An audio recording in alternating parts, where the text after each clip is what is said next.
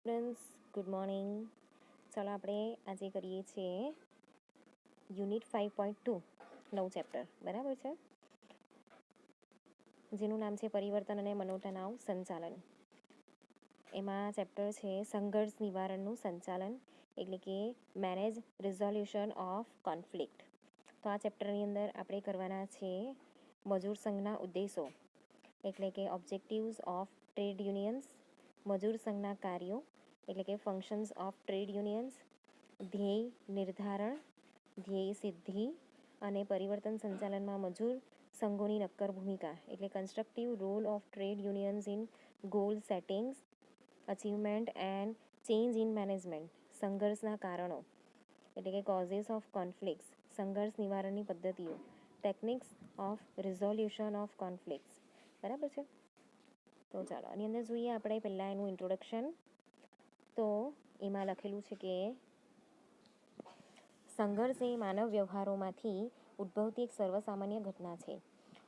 સંઘર્ષને બે રીતે મૂલવવામાં આવે છે: સ્વસંઘર્ષ એટલે કે સેલ્ફ કોન્ફ્લિક્ટ ઓર ઇન્ટ્રાપર્સનલ કોન્ફ્લિક્ટ, અને બીજું છે અન્ય વ્યક્તિ અથવા વ્યક્તિ જૂથો સાથે સંઘર્ષ એટલે કે ઇન્ટરપર્સનલ કોન્ફ્લિક્ટ. તો જે સંઘર્ષ છે એને માનવ વ્યવહારનો એક ભાગ ગણવામાં આવે છે. બરાબર છે. બધાને જ આ હોય, બધાના નેચરમાં હોય આ, બરાબર, બધાની સાયકોલોજીની અંદર આપણને જોવા મળે છે. તો સંઘર્ષ બે પ્રકારના છે. એક તો સ્વસંઘર્ષ એટલે કે ઇન્ટ્રાપર્સનલ કોન્ફ્લિક્ટ, અને બીજું છે કે અન્ય વ્યક્તિ કે વ્યક્તિ જૂથ સાથે એનો સંઘર્ષ એટલે કે ઇન્ટરપર્સનલ કોન્ફ્લિક્ટ. બરાબર, બે પ્રકારના છે, ઇન્ટ્રાપર્સનલ અને ઇન્ટરપર્સનલ. તો આ બે પૈકીમાંથી જે સ્વસંઘર્ષ છે એ એક માનસિક પ્રક્રિયા છે જેમાં વ્યક્તિના પોતાના કર્મ અને મન વચ્ચે સંઘર્ષ થાય છે. તો જે સ્વસંઘર્ષ છે ને, બરાબર, એ એક માનસિક પ્રક્રિયા છે અને એમાં છે ને આપણે આપણી જાત સાથે જ લડીએ છીએ. બરાબર છે. માનસિક રીતે આપણા મનમાં બે વિચાર આવે છે, બરાબર, કે આપણે આમ કરીએ ના આપણે આમ કરીએ, આપણે આમ કરીએ ના આપણે આમ કરીએ. બરાબર, એ પ્રકારનું જે વલણ છે એ. તો દરેક વ્યક્તિના જીવનમાં એવા અનેક પ્રસંગો નિયમિત રીતે બનતા હોય છે જેમાં તે વ્યક્તિના કર્મો અને મન વચ્ચે સંઘર્ષ થાય છે. બરાબર છે. તો આપણું જે કામ છે, બરાબર છે, આપણું જે મન છે એના વચ્ચે સંઘર્ષ થયા કરે છે. તો વ્યક્તિની આવી માનસિક પ્રક્રિયા એટલે કે પરસેપ્ટનલ પ્રોસેસ, માનસિક પ્રક્રિયામાં કાં તો મન કર્મો ઉપર આધિપત્ય મેળવે છે કે પ્રાપ્ય પરિસ્થિતિમાં જે યોગ્ય છે તેમ કરવામાં આવે તો આવી વ્યક્તિ સફળ થાય છે. બરાબર છે. તો બેમાંથી કોઈ એક જ વસ્તુ જે છે અહીંયા જીતે છે. બરાબર છે. તો જો આપણે અહીંયા એને કંટ્રોલ કરી લઈએ, બરાબર છે, તો જે પણ પરિસ્થિતિ છે એના પર આપણે કંટ્રોલ કરી શકીએ છીએ. જો મનની ઉપરવટ જઈને જે સામાજિક દ્રષ્ટિએ અથવા તો નૈતિક દ્રષ્ટિએ ઈચ્છનીય નથી તેવા કર્મો કરવામાં આવે તો વ્યક્તિનું અધઃપતન થાય છે. બરાબર છે. આપણે કેવું છે કે આપણા મનને મનાવવા માટે આપણે સમાજની જે નીતિ નિયમો છે, બરાબર છે, એના જે એથિક્સ છે એની બહાર જઈને આપણી જે મોરલ ડ્યુટીઝ છે, બરાબર છે, કે આપણી જે મોરાલિટી છે, આપણી જે વેલ્યુઝ છે એની બહાર જઈને આપણે ખરાબ કામ કરીએ, બરાબર છે, તો એનાથી શું થાય છે? વ્યક્તિનું અધઃપતન થાય છે. બરાબર છે. ચોરી કરવી, જુગાર રમવો, લૂંટફાટ કરવી, બરાબર છે, એવી બધી જે પથ છે એના પર આપણે જતા રહીએ છીએ. ઓકે. તો એના લીધે શું થાય છે? અલ્ટિમેટલી આપણને નુકસાન થાય છે. તો માનવ જીવનમાં ઘટતા આવા સંઘર્ષને ધાર્મિકતા અને નીતિમત્તા સાથે જોડવામાં આવે છે. બરાબર છે. તો આ પ્રકારના જે સંઘર્ષ છે એને ધાર્મિકતા કે જે નીતિમત્તા છે એની સાથે જોડવામાં આવે છે. બંને વચ્ચે એક સૂત્રતા જળવાય તો માનવ જીવન ધન્ય બની જાય છે. બરાબર છે. બંને વચ્ચે જો ટ્યુનિંગ થાય, એટલે કે વ્યક્તિ જો રિલિજિયસ હોય અને સાથે સાથે એ જે મોરાલિટી છે, જે વેલ્યુઝ છે, બરાબર છે, એની પણ એ સંભાળ રાખે પોતાના જીવનમાં, પોતાના મનની અંદર, પોતાના દિલની અંદર. બરાબર છે. તો એક સારો વ્યક્તિ એ બની શકે છે. બરાબર છે. તો આપણા હિન્દુ ધર્મમાં ભગવદ્ ગીતા જે છે, બરાબર છે, એમાં અલગ અલગ ઘટના છે એની અંદર મન અને કર્મની જે એક સૂત્રતા છે એનો ઉપદેશ અહીંયા આપવામાં આવ્યો છે. હવે આ જે ભાગવદ્ ગીતા છે એ ક્યારે લખાયેલી છે તમને બધાને ખબર જ છે કે જ્યારે મહાભારતના યુદ્ધમાં કૃષ્ણ ભગવાન અર્જુનના સારથી બનેલા ત્યારે અર્જુનને યુદ્ધની અંદર જે પાઠ એમણે શીખવાડ્યા, બરાબર છે. એ 5 જે છે આ ભગવદ્ ગીતાની અંદર લખવામાં આવેલા છે. ઓકે, એની અંદર આપણા કર્મ, આપણા મન, આપણી બુદ્ધિનો યુઝ કેવી રીતે કરવો એ બધી વસ્તુ અહીંયા છે. ઓકે, તો માનવ જીવનની આ સ્થિતિ પ્રજ્ઞ એટલે કે જેની પ્રજ્ઞા એટલે કે બુદ્ધિ જે મન અને કર્મનું સંચાલન કરે છે તે સંદર્ભમાં સમજાવવામાં આવે છે. ગાયત્રી ઉપાસનામાં આ ઘટના એવી રીતે પ્રયોજાય છે કે જે વ્યક્તિનો મન ઉપર કાબુ નથી તે વ્યક્તિ જગતની સૌથી દુર્બળ વ્યક્તિ છે. મન પર કાબુ નહીં મેળવતા હોય, બરાબર. કોઈ પરિસ્થિતિ હોય એના પર ગમે ત્યારે ગુસ્સે થઈ જાય, ગમે તે બોલી પડે, બરાબર છે. દારૂ પીતો હોય, લૂંટફાટ કરતો હોય, ચોરી કરતો હોય, બરાબર છે. ગંદી ગંદી ગાળો બોલતો હોય, બરાબર છે. તો એવી બધી પરિસ્થિતિની અંદર એ જે વ્યક્તિ છે એ ધીમે ધીમે એનું વ્યક્તિત્વ ગુમાવી દે છે. તો સ્વામિનારાયણ ધર્મના આદ્યસંત પૂજ્ય ગુણાતીતાનંદ સ્વામીની વાતો નામના જે પુસ્તકમાં આ સંઘર્ષને નીચેના શબ્દોમાં મૂલવે છે. તો કેટલાક લોકો મનને રમાડે છે અને કેટલાક લોકોને મન રમાડે છે, બરાબર. તો આ વાત જે છે એ નીતિએ સમજવા જેવી છે. તો માનવ જીવનમાં કર્મની ઘટમાળા અનંત રીતે ચાલ્યા કરે છે. તો અહીંયા કેવું છે કે મન આપણા પર કાબુ મેળવી લઈને, બરાબર. મન જે છે ને આપણા પર હાવી થઈ જાય ને ત્યારે છે ને બહુ ખરાબ પરિસ્થિતિ ઊભી થાય છે. એ મન કંઈ પણ કરાવે, બરાબર. એ ચંચળ છે, એક જગ્યાએ નથી રહેતું. જ્યારે આપણે મનની ઉપર કાબુ મેળવી લઈએ ને, બરાબર, તો આપણે ધારીએ ને એ કરાવી શકીએ છીએ મનની પાસે, બરાબર છે. ધારીએ એ કરાવી શકીએ છીએ, બરાબર. આપણામાં એટલી તાકાત છે.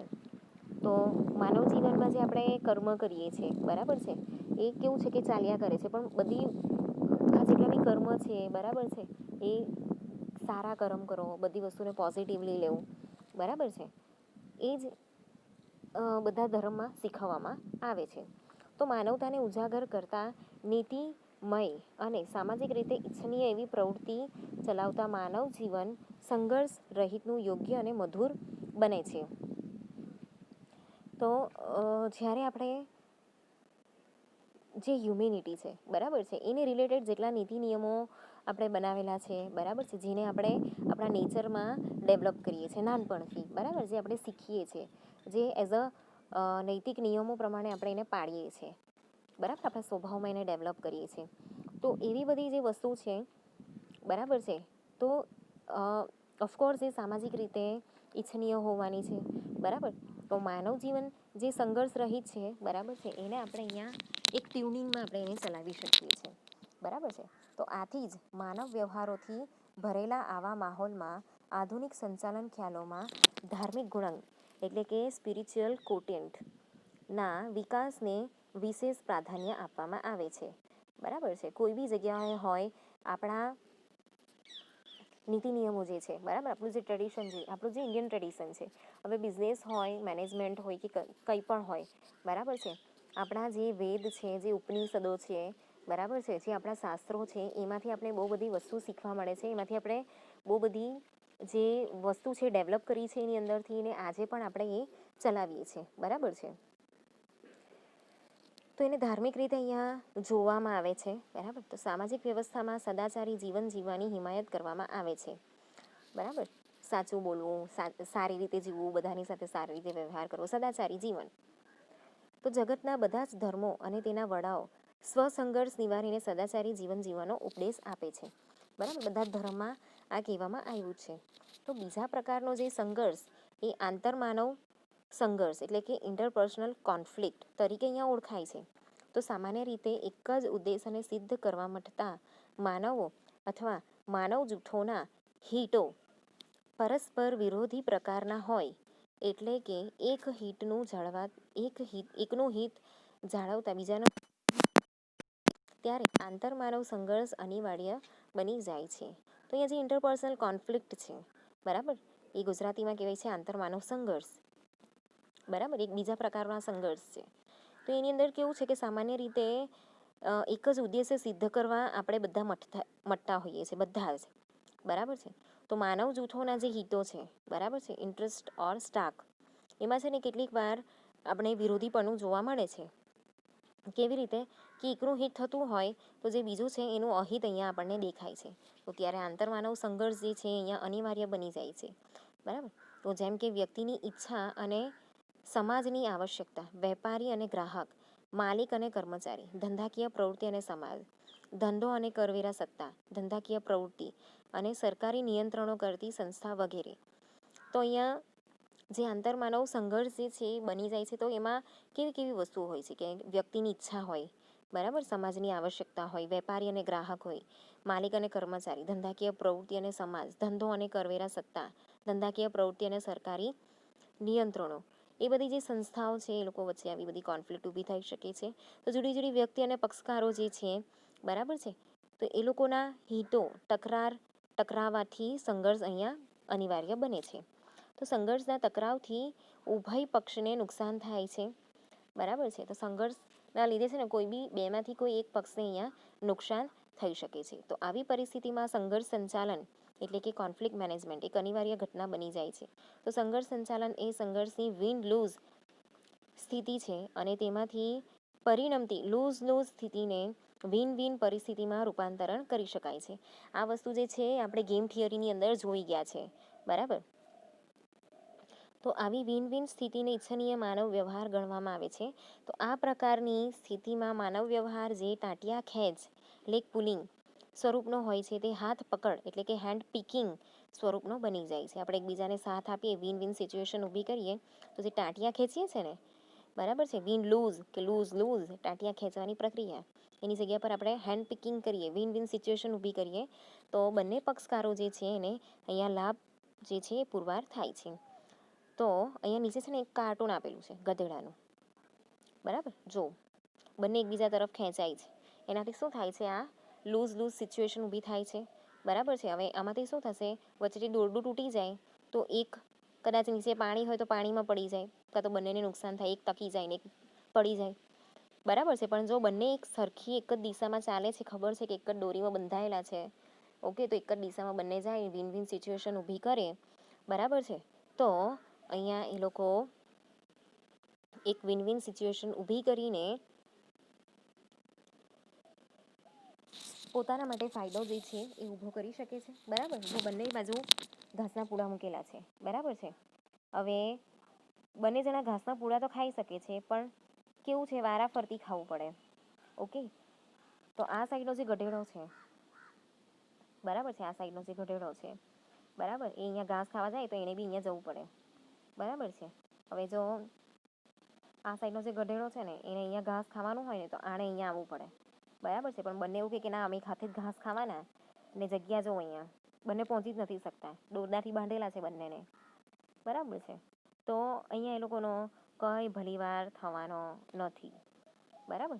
તો આમ જે સંઘર્ષની જે પ્રક્રિયા છે એમાં આપણે લેગ પુલિંગની જગ્યાએ હેન્ડ પિકિંગ કરીએ, બરાબર છે. આ બંને ગધેડા કેવા એકબીજાની સાથે ખેંચાય છે કે ના પહેલાં મેં ખાવાનો, પહેલાં મેં ખાવાનો, બરાબર. આ જે છે ને એક વાર્તાનું આ પિક્ચર છે, આ કદાચ તમે સાંભળી હશે, બરાબર, ત્યાં તો તમને યુટ્યુબ પર બી આ વાર્તા મળી જશે. તો લેગ પુલિંગની આ જે પ્રક્રિયા છે એની જગ્યાએ એ લોકો એકબીજાને સાથ આપે, બરાબર, એટલે કે હેન્ડ પિકિંગ કરે. તો જે બંને પક્ષકારો છે ને એ લોકો શું કરી શકે છે, પોતાનો ફાયદો જે છે ઊભો કરી શકે છે, વિન વિન સિચ્યુએશન ઊભી કરી શકે છે. તેમજ જે લિમિટેડ સાધન સંસાધન છે એનો સારો એવો ઉપયોગ અહીંયા એક પછી એક એ લોકો કરી શકે છે, બરાબર છે. તો એક લાગણીભર્યું જે સામાજિક વાતાવરણ છે એ પણ એક ઓર્ગેનાઇઝેશનમાં ઊભું કરી શકે છે, બરાબર છે. પોતાની એક સારી અને આગવી છાપ ઊભી કરી શકે છે, બરાબર છે.